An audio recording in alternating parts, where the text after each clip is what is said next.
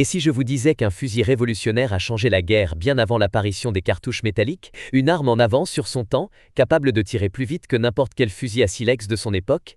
Voici l'histoire du fusil à aiguille Dreyse, une invention qui a donné à la Prusse un avantage militaire décisif au XIXe siècle.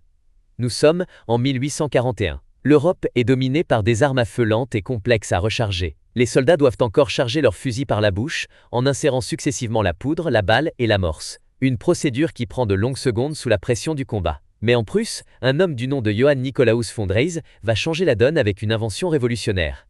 Dreyse conçoit un fusil totalement différent, un fusil à chargement par la culasse, une innovation qui permet aux soldats de recharger bien plus rapidement et en position couchée, un énorme avantage tactique. Mais le plus impressionnant, c'est son système à aiguille. Contrairement aux fusils de l'époque, le Dreyse utilise une cartouche en papier qui contient la poudre, la balle et une amorce. Lorsqu'on appuie sur la détente, une longue aiguille traverse la cartouche et frappe l'amorce, déclenchant l'explosion et projetant la balle. C'est une avancée majeure pour la rapidité et la fluidité du tir. Adopté par l'armée prussienne en 1841, le fusil à aiguille Dreyse va s'imposer lors de plusieurs conflits majeurs.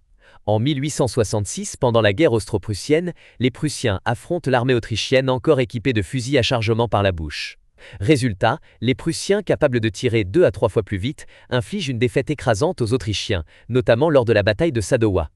Ce fusil change la manière de combattre. Les soldats ne sont plus obligés de se lever pour recharger, limitant leur exposition aux tirs ennemis. La cadence de tir plus élevée permet aussi de briser plus facilement les charges adverses. Malgré ces innovations, le fusil Dreyse n'est pas parfait. Son plus gros défaut? L'aiguille percutante est fragile et doit être changée régulièrement. De plus, la poudre utilisée produit une grande quantité de fumée, révélant facilement la position des tireurs. Autre problème. Sa portée et sa précision sont limitées par rapport aux fusils à canon rayé qui commencent à apparaître à la même époque, comme le fusil chassepot français. En 1870, lors de la guerre franco-prussienne, les soldats français sont équipés de fusils chassepot bien plus performants, obligeant la Prusse à moderniser rapidement son armement.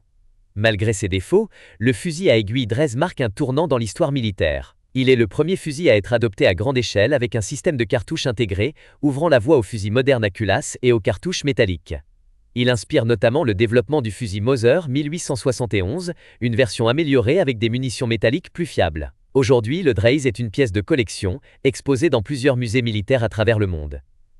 Le fusil à aiguille Dreyse est un parfait exemple d'une technologie trop en avance sur son temps, efficace mais rapidement dépassée par de nouvelles innovations. C'est une arme qui a changé l'histoire, influencé l'évolution des armes modernes et montré comment la technologie peut bouleverser la guerre.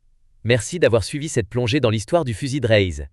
Si vous aimez les histoires d'armes oubliées, n'hésitez pas à liker, commenter et vous abonner pour d'autres vidéos sur l'histoire militaire. À bientôt sur La Poudre Noire par Alex.